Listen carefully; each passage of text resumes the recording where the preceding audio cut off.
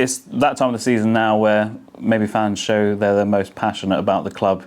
In terms of new players coming in, how are we looking this window? We know we've brought in 2 players so far. How's the next few weeks sort of going to pan out, do you hope? The next few weeks will be busy. I think we are working extremely hard on a number of different players. We've gotten a lot of contract offers out to different players and trying our very best to increase the size and the quality within the squad.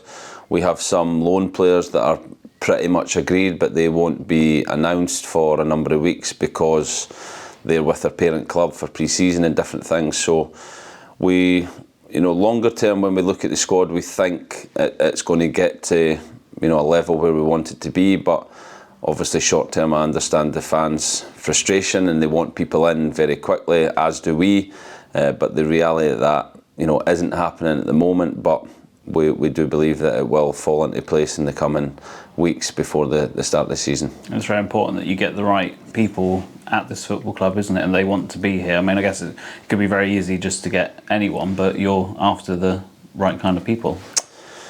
Yeah, we want good players, but I think even more than that, we want good characters, and we're very big on how we find those characters. I speak to them, we give them some questions that they have to answer, then John Pitt speaks to them and we put that all together. We look at obviously their social media history and different things to try and build a picture of the type of person that we are bringing into the football club. Then the work that we do is to find out how we can then help that person improve and develop, and they have to buy into that method of how we work in terms of nobody is the finished article, everyone can improve.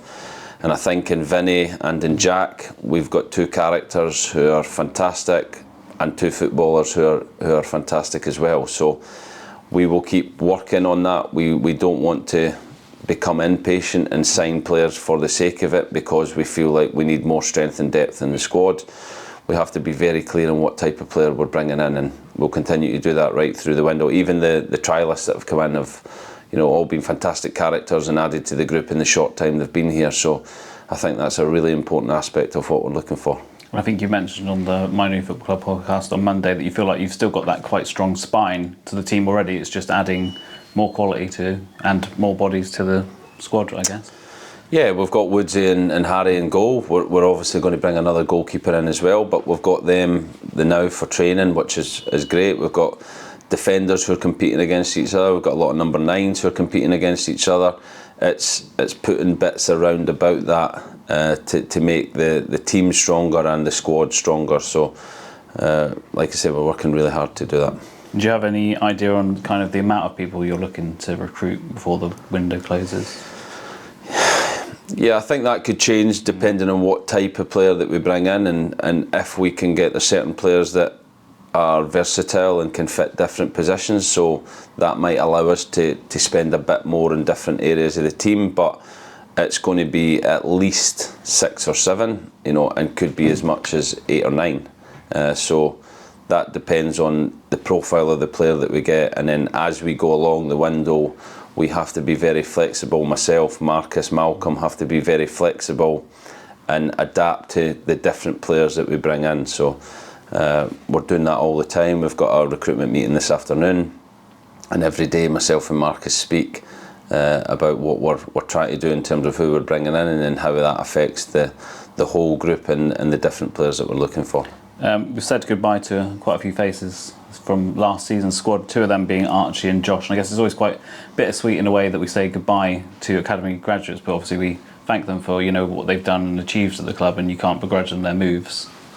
No, not at all. I think it's always it should be a proud moment for our club when players leave, and we obviously get a fee for those players. I think that's really important as well for the setup of the football club and how the football club runs. But both players text me the other day, and I think that's always good that players leave in the right way, and we will always welcome those players back anytime they want to come back to the training ground or SGP, because our academy is a massive part of what this football club is all about, and to see those graduates go on in their career and kind of see them spread their wings, I think is really important. And like I said, we'll always be here for them and always be supportive of them.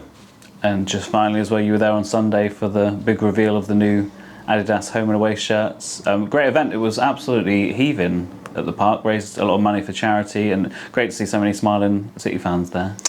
Yeah, it was brilliant. Again, it sums up the spirit and the community aspect of this football club, how many people turned out.